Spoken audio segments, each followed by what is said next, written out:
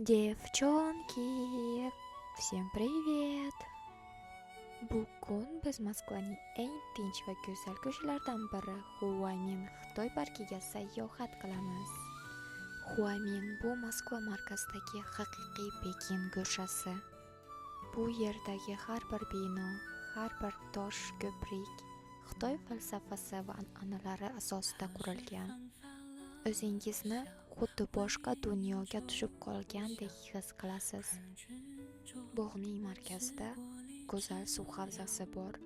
Atrof shu qadar tinch va osoyishtaki, shahar shovqinidan charchaganlar uchun dam olishga eng zo'r joy. Bu yerda rasmga tushish uchun lokatsiyalar juda ham ko'p. Bu yerda nafaqat Xitoy arxitekturasi, balki ichimliklar, ovqatlar, an'anaviy liboslargacha sotib olib ko'rishingiz mumkin. Sizga ushbu lokatsiya yoqdimi? Kommentariyada yozib qoldiring va keyingi videolarni o'tkazib yubormaslik uchun like bosishni unutmang. Ko'rishguncha!